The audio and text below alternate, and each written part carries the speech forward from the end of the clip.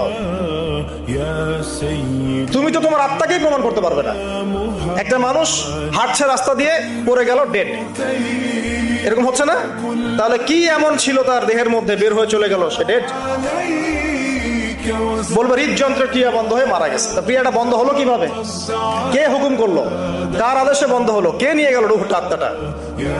এগুলো তো ব্যাখ্যা করতে পারবে না। সো এই কনসেপ্ট থেকে বের হয়ে আসতে হবে যে প্রত্যেকটা বিষয় বিজ্ঞান দিয়ে প্রমাণ হলে পরেই বিশ্বাস করবো, না হলে করবো না, এটা ঠিক নয়।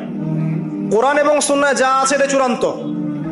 এর বাইরে যা আছে এটা যদি কোরআন সুন্নাহর সাথে মিলে যায় আমরা গ্রহণ করবো, কোনো সমস্যা নেই।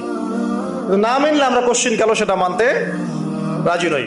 আসুন, নবী করিম সাল্লাল্লাহু আলাইহি ওয়াসাল্লাম বলেছেন এক শ্রেণীর স্পেশাল ফেরেশতা আছেন, মালায়েকা, নূরের তৈরি, আলোর তৈরি, আলো দিয়ে তৈরি, নূর দিয়ে তৈরি, যারা নিঃসন্দেহে আলোর বেগের চেয়ে বেশি বেগে ভ্রমণ করতে পারেন, নিঃসন্দেহে। আচ্ছা, তো তারা স্পেশালি এই দরুদগুলোকে সংগ্রহ করেন, দরুদ এবং সালাম এটাকে সংগ্রহ করেন, করে নবী সাল্লাল্লাহু আলাইহি ওয়াসাল্লাম পর্যন্ত পৌঁছে দেন। এরপর আল্লাহ রাব্বুল আলামিন, আল্লাহ সুবহানাহু ওয়া তাআলার ইচ্ছায় নবী করিম সাল্লাল্লাহু আলাইহি ওয়াসাল্লাম এর জবাব দিয়ে থাকেন। একটু চিন্তা করেন যে আপনি মনে করেন আল্লাহ রাসূল সাল্লাল্লাহু আলাইহি ওয়াসাল্লামের দরজায় দাঁড়িয়ে আছেন, কথার কথা মনে করেন যে তিনি জীবিত আছেন, কথার কথা। আপনি তার বাড়ি চেনেন, তার বাসায় গেলেন, গিয়ে নক করলেন, গিয়ে নক করে বললেন আসসালামু আলাইকুম। এবার নবী সাল্লাল্লাহু আলাইহি ওয়াসাল্লাম ভিতর থেকে আপনাকে বললেন, কথার কথা ধরে নেন, যে ওয়া আলাইকাস সালাম।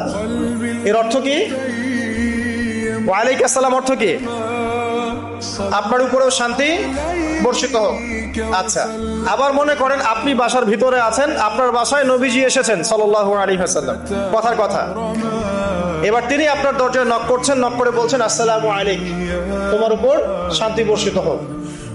তো নবী সাল্লাল্লাহু আলাইহি ওয়াসাল্লামের এই যে দোয়া, তোমার উপরে শান্তি বর্ষিত হোক,